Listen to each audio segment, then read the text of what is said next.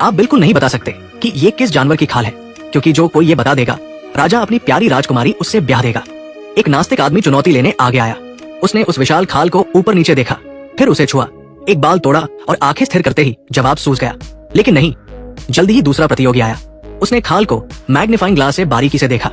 मंच पर खड़ी राजकुमारी चिंतित थी, क्योंकि ये आदमी 50 से ऊपर था। उसे डर था कि कहीं ये बूढ़ा जवाब न दे दे। उसने अनुमान लगाया कि ये अजगर की खाल है। राजकुमारी ने अपने पिता की ओर देखा। सौभाग्य से वो गलत था। राजकुमारी ने राहत की सांस ली, लेकिन राजा को पूरा भरोसा था कि कोई नहीं बता पाएगा। इसके बाद कई प्रतियोगी आए, पर कोई नहीं बता पाया। तभी भीड़ से एक हट्टा कट्टा जंगली आदमी निकला। जंगल में रहने वाले उसने खाल को सिर्फ सूंघ कर बता दिया कि ये पिस्सू की खाल है। राजा हैरान रह गया। उसे नहीं लगा था कि कोई सही बता देगा। पिस्सू की इतनी बड़ी खाल कैसे? ये बात कुछ दिन पहले से शुरू होती है। उस दिन शानदार राजकुमारी महल में रईसों के लिए गीत बजा रही थी, लेकिन राजा का ध्यान एक पिस्सू ने खींच लिया जो उसके हाथ पर था। वो उसे जितना मारता वो फिर हाथ पर आ जाता, कभी बाएं कभी दाएं, जैसे खेल रहा हो। राजा को मजा आ गया। उसने राजकुमारी को नजरअंदाज कर तालियां बजाई और चला गया। अपने शयन कक्ष में उसने मैग्नीफाइंग ग्लास से पिस्सू का अध्ययन शुरू किया। उसने उंगली काटकर अपना खून खिलाया, एक शानदार छोटा घर बनाया और उसे अनोखे पालतू की तरह रखा। रोज नए खिलौने बनाता। धीरे धीरे वो राजकाज भूल गया। सारा वक्त पिस्सू के साथ बिताने लगा और उसे बेहतरीन स्टेक खिलाता। उसकी देखभाल में पिस्सू मोटा हो गया, लेकिन ज्यादा खाने से वो बीमार पड़ गया और मरने की कगार पर पहुंच गया। दुखी राजा ने वैद्य बुलाया, पर उसे बचा न सका। राजा बहुत रोया और 7 दिन तक उसकी याद में जागता रहा। उसने पिस्सू की खाल उतरवाई। उधर राजकुमारी की शादी की उम्र हो गई थी। उसने पिता से एक बलशाली पति की मांग की।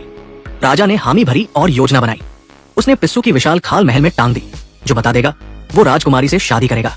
कई लोग आए, पर कोई नहीं बता पाया। आखिर में उस जंगली ने सही बताया। अब सबके फोन की बैटरी कितनी है कमेंट में बताएं। एक ही बैटरी प्रतिशत वाले दोस्त बन सकते हैं। राजकुमारी को लगा कि जंगली से शादी से बेहतर है मर जाना। वो छत पर चढ़कर कूदने लगी। राजा ने उसे मनाया कि वो वचन से पीछे नहीं हट सकता। पिता के समझाने पर राजकुमारी जंगली के साथ चली गई। नाजुक राजकुमारी पहाड़ों की यात्रा कैसे सहती?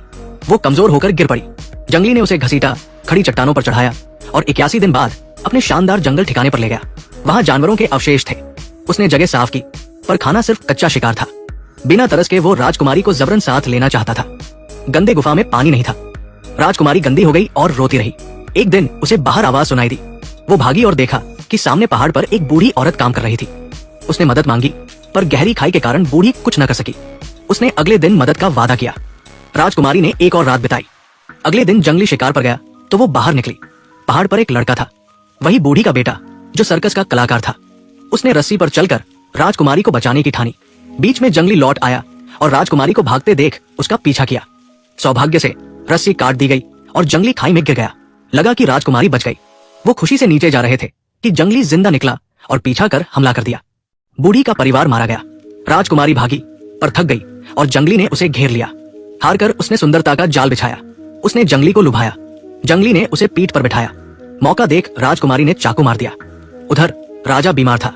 राजकुमारी की वापसी की खबर सुन वो बाहर आया। वो गंदी हालत में थी और हाथ में अपने पति का सिर लिए थी। राजा पछताया कि उसकी जिद ने बेटी को ये दिन दिखाया। उसने ग्लानि में राजकुमारी को राजगद्दी दी। अब वो अपनी जिंदगी खुद संभाल सकती थी।